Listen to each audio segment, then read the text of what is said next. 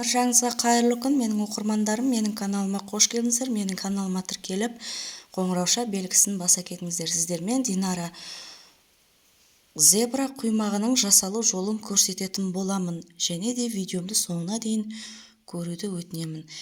Ең алдымен таза құрғақ ыдысымызға 2 дана жұмыртқамызды салып, үстінен 70 грамм қантымызды салып, қантымыз ерігенше жақсылап араластыратын боламыз. Қант еру керек. Достар, осы құймаққа қажетті заттарды описание бөлімінде қалдырамын.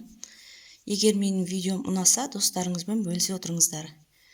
Және де менің каналым дамуына үлестеріңізді қоса кетіңіздер. Дайын болған массамыздың үстіне 200 грамм жылы сүтімізді құйып, және де араластыратын боламыз. Жұмыртқа мен сүтіміз біркелкі болуы керек. Сонда құймағымыз әдемі болып шығады. 170 грамм ұнымызды алдын ала електен өткізіп, 2 бөлікке бөліп, біркелкі масса болғанша түйіршігін қалдырмай венчиктің көмегімен жақсылап араластырып аламыз.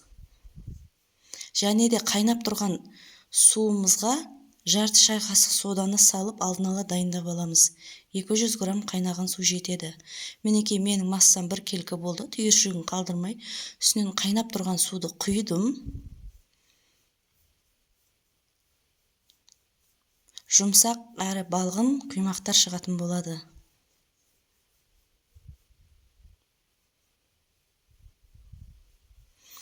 Енді бөлек ыдысымызға 1 шай қасық какаоны салып, 1 ожаудай массамызды құйып, араластырамыз.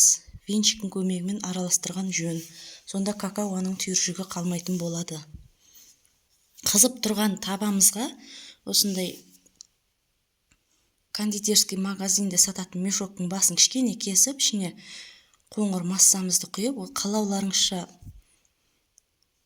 безендіріп, үстінен дайын болған массамызды құйып, екі бетін қызартып, әдемелеп пісіріп аламыз. Түк қиындығы жоқ, жасап көруге кеңес беремін. Жегенде жүрекке тимейді. Мінекей менің құймақтарым дайын болды. Ұнаса лайк, комментарияға өз пікірлеріңізді қалдырыңыздар. Мен сіздермен қоштаспаймын. Келесі видеода кездескенше сау болыңыздар.